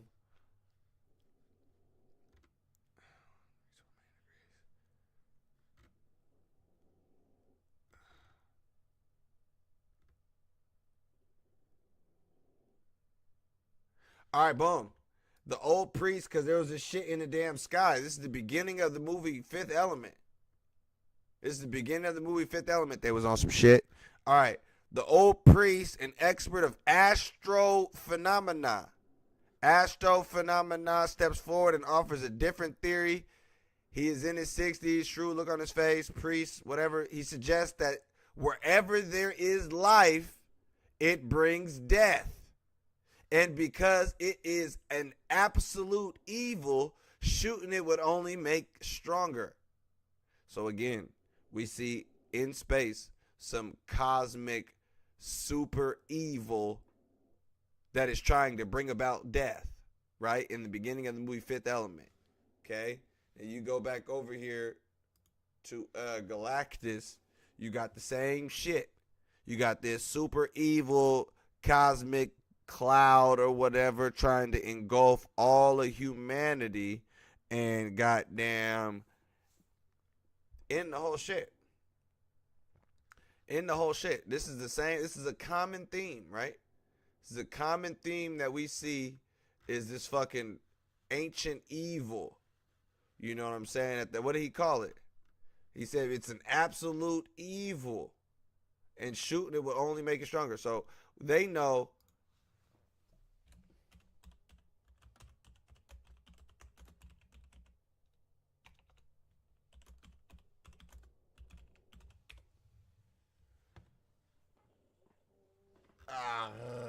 Let me see.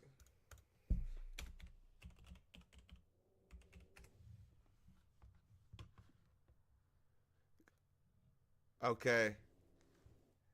In mythology, okay.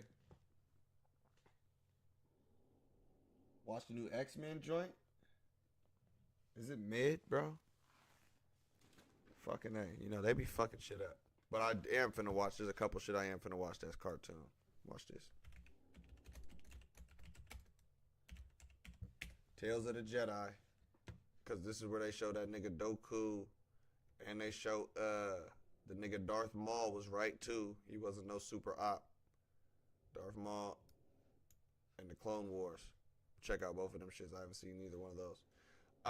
But in mythology, the concept of the universe returning to chaos often reveals a clinical narrative where the cosmos, after reaching a state of order and creation, eventually collapses back into a primordial state of formlessness and disorder, represented by the entity chaos. Most notably in Greek mythology, where chaos is considered the first being preceding the creation of the world and its gods. So here's the thing, okay? Here's the thing. When you see movies like this, The Fifth Element, and humans are trying to stop this ancient evil from bringing upon death on the whole planet, you know, where's we at? And then you got fucking, yes, that. Then you got fucking Galactus and shit, you know, that's fucking coming through ancient shit, cosmic destruction of the planet. And what do we see in both of these damn movies? The damn heroes of the damn movies, these niggas, trying their very hardest to save sorry ass humanity from going back to what is inevitable. Inevitable. They say it's going back in the mythology because it came from chaos. Let me see.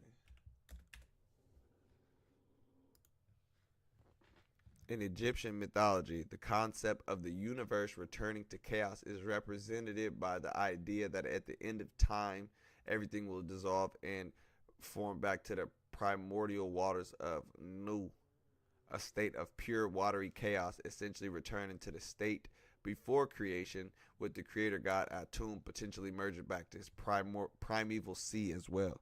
So understand that there is a theme in mythology of all of this in the universe eventually ending and going back to its original state of nothingness, right? And in these movies you see fucking this is cool. I might have to fucking check this out.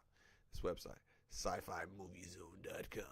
Anyways, in the movie Fifth Element, and of course in Silver Surfer, and many other movies where you see the threat of some cosmic entity destroying Earth, and humanity being humanity, fucking trying its hardest to save sorry ass Earth from whatever cosmic destruction is at large. And usually the Earth is, or the people on Earth are typically able to do so. Here's the thing that goes back to my thesis on the whole Gnostic thing. As long as there is an Earth, there is incarnation. As long as there's a fucking Earth for souls to get trapped and incarnated on, you know, yeah, there's going to be incarnation. So whenever I see something lining up against said creation and said humanity and things like that, because like I said, when you look at it, humans even in like I said, a lot of the damn mythologies, humans are a secondary. You know, we come as the result of something, you know, and when you go farther back in time, you see there was a point in time where a whole lot of gods was reigning on Earth. And it seems to be that these gods have fell, and that fall was into physical matter, you know, and that physical matter that we fell into is these goddamn prison suits that we wearing every day. You know what I'm saying? The meat suit. So, I believe that the forces and the powers that be in human form that run the world, I believe they are aligned with the forces on the outside. They can't do anything on a cosmic level to stop anything, but they do their best at keeping people subject and in check down here in the physical. You know what I'm saying? And they try to do what? Order out of chaos and shit like that. Nah, nigga, chaos out of chaos, nigga. Fuck the dumb shit. So when I look at the movies like the Fifth Element, or, you know, just Galactus fucking coming in trying to eat all the Earth, or, you know, just fucking cosmic entities trying to destroy the damn earth and humanity. How do you know they're not doing humans a favor? If souls can incarnate down here on this ghetto ass planet, and if there was no earth, where the hell the souls must return to damn source or incarnate on the next goofy ass planet. But it ain't goddamn Earth. Earth ghetto as hell.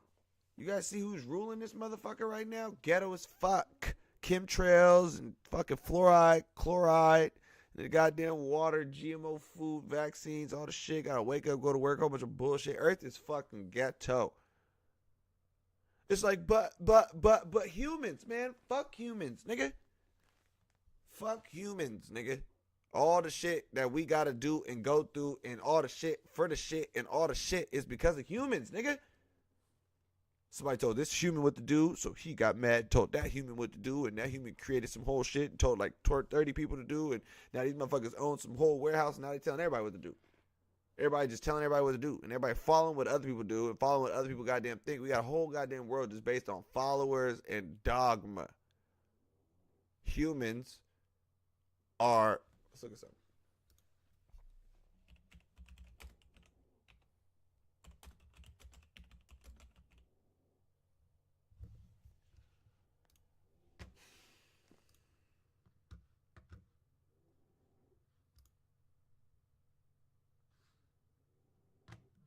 Fuck out of here.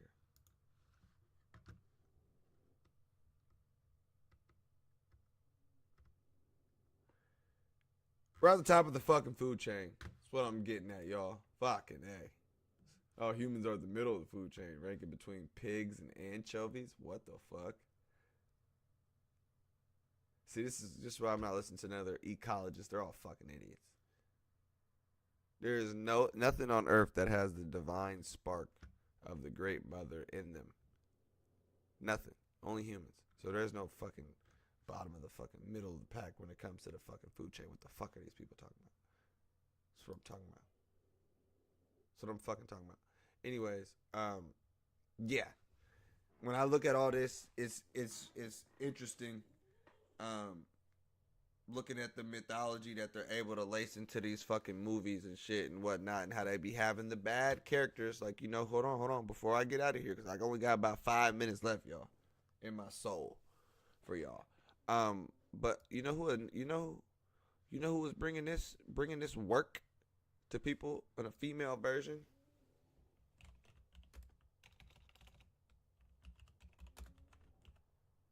Yeah, who's the Sekhmet of the Marvel?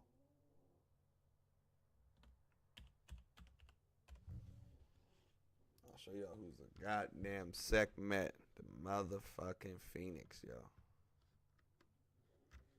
Man, bruh. Did y'all remember when she was off that bullshit in this movie? Zoom in, fuck. You remember when she was on bullshit? She was on bullshit in this movie. She was on bullshit in this movie. She didn't give a fuck about nobody, about nothing.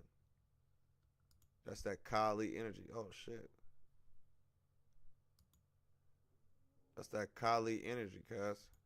Same shit. It's that Sekhmet. It's that Sekhmet energy as well, too. You dig what I'm saying?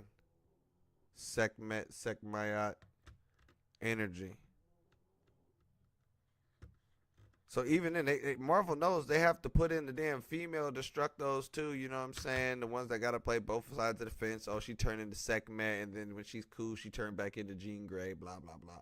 She's a lover, loves Scott. All the bullshit. We know who you are. We know who you are and what kind of fire you got. So yeah, let me get to closing out these tabs. Let me make sure I didn't miss out on nothing before I get you guys up out of here. Okay. Shout out to my nigga Count Dooku. He was right. Heart chakra. Remember, there is no Osiris. There is no Anpu. There is no weighing of the damn heart. There is none of this shit. None of that science that comes with the fucking Book of the Dead exists without Set doing what he did, being the damn devil. And that's the fucked up thing too, you know?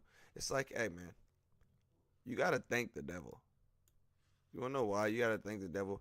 It's because, like, yo, if it wasn't for cuz, there wouldn't be all the other shit.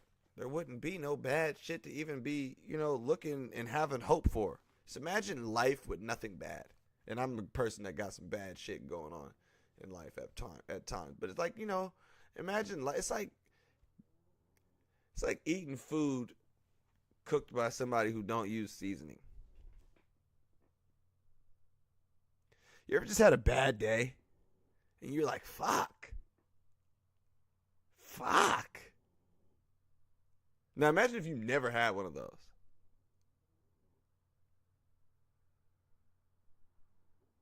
Like, some people don't have fucking bad days. They just, bad shit just doesn't happen to them, You know. But then there's people that have fucking bad days, and they add spice to your life. Pain and suffering. All that shit wouldn't be existing without the negative shadow of not just you, but of humanity as well, too. Other people are better humans because of how somebody's shadow acted in somebody else in a whole other situation. They looked at that, analyzed that, and made adjustments in their life, based on the damn shit. So, like I said, shout out to Set, the devil, for all the science that came after that. Okay? Divine sacred. What is this? The divine masculine and the divine feminine. I told y'all earlier, I thought the movie Matrix 4 was trash. Thought it was complete and utter garbage. Okay? They gave it what'd they say? They gave it a 5.6. I gave it a 4.3 initially. But after going back and actually looking at the movie from an esoteric perspective, that movie's awesome. They pay a lot of homage to the feminine aspect in that one. I think that pissed off a lot of men, so that's why the reviews got what they were. And plus, it's a fucking forquel. They could have stopped after the first one, so I get it, y'all. I get it. Okay, Great Mother. First Holy Trinity. Okay. Remember, Set makes him grow up and be a man, nigga. They battled for 80 years. Man, nigga. Get behind me, Satan. Why didn't Christ kill the devil? Why didn't he kill him? Instead, he told him, get behind me, Satan. Where did the Bible get that from? They got it from the fucking hieroglyphs in Kemet. When Heru and Set were conjoined together. Okay? They're one and the same. They are one and the same. Get behind me, Satan. Hold on real quick. Let me show y'all this. Horus and Set had a bitter rivalry, blah, blah, blah. But what does they show you? Horus and Set on the untwining ritual. You know what I'm saying? You see it. Hold on. I love this picture right here. This is the shit. This is the shit. Look at this. Listen. You could not become Pharaoh of Kemet until you embodied both your light side and your dark side. Until you embody, but I would never. Nigga, you better, okay? I got no hate in me. I'm all love. Alright, he's not fit to rule. Next. Got any hate in you? What do you hate? What pisses you off? What grinds your gears? What do you love? What makes you happy? You gotta have both. If you're gonna be a ruler. Oh, I'm just gonna let him live. No, motherfucker, he deserves to die. Fuck that. Deserves to die. Fuck it. Or, be all good if you want to. Like I said, clearly the Pharaoh had to embody both. Because he understood the fucking science. Not hard. Okay? Moving forward. Set Horus. Scar is Set. This is the Osiris story. Osiris, Isis, Tahuti, a.k.a. Thoth, baby Heru. Ho ass Set. Oya is Storm, the tribal princess, the Yoruba goddess. Same shit. They're not even original. Thanatos. Thanos. I'd say it's about top 6 movie for me. Great movie. I do like the other one too, though. I do like I do like this dude. I like the first one. When it comes to the shit, I do like the first one. Okay, it was a good one. I could have been the Joker. Yeah, not in the movie, but in real life. You know, certain. It's all about how you respond to shit. You know what I mean? Everybody goes through shit, but it's how you respond to it. It's how you take it. Some people take shit harder than others. Some people take shit to the heart. Some people take it on the chin. You know, some people take it. You know, however you take the damn shit is what determines. You know what I'm saying? We're all being molded into who we're supposed to be, whether you are going to be a good person or a bad person. What did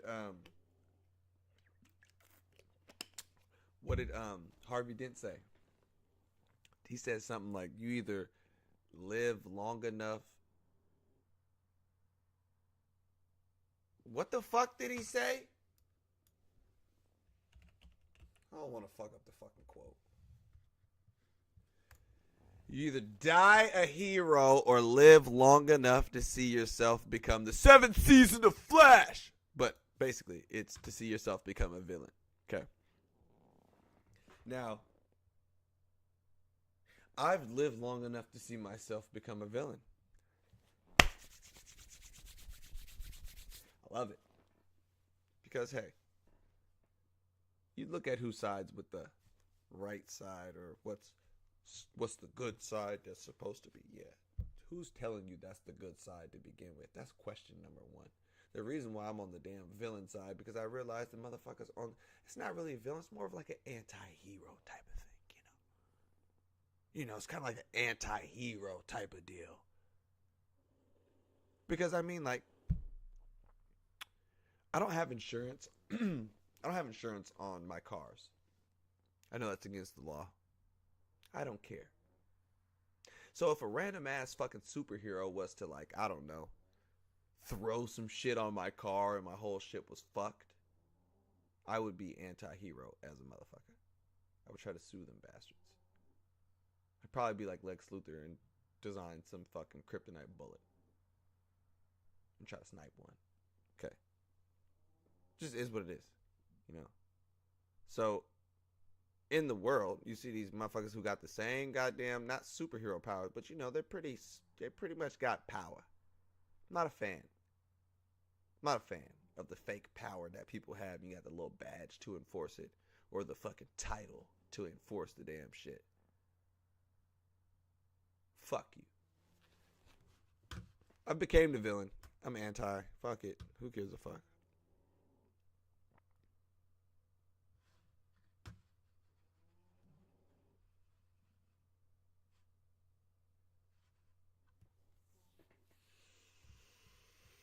This shit is on the temple.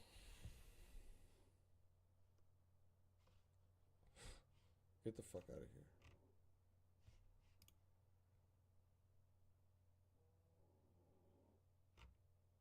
Fuck out of here. X-Men Origins Magneto. That's my nigga Magneto, cuz. Let's get him up out of there. The Asuras versus the Divas. Autobots versus the Decepticons. Even though the roles are kind of reversed because the Asuras have to deal with the niggas down on Earth, and the Divas are the ones that it's kind of fucked up. Yeah. Nah. Doth. Don't forget, Doth is the mystical side of the Tree of Life. Don't forget that either. You know, it's a hidden Sephira for a reason. Can't have knowledge and understanding. Let me look at something real quick. You can't have all that without the shit, you know what I'm saying? Tree of Life and the Kabbalah. Let me see something. Nah, no, nigga. Can I get the fucking English version? Fucking A. All right, so yeah, wisdom, wisdom, understanding, and knowledge. But like I said, on some of those, you see it appears invisible in that shit.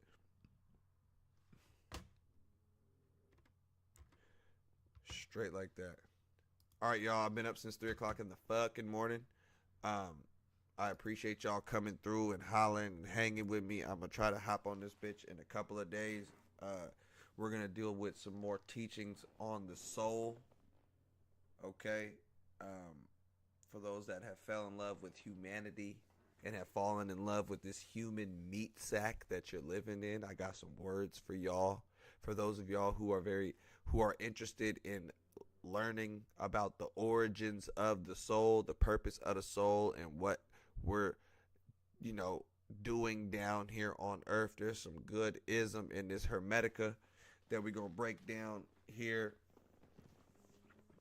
We're gonna break a lot of that shit down. You know what I'm saying? In a couple days, probably do that on Thursday. We're gonna break down some of this good Hermetica.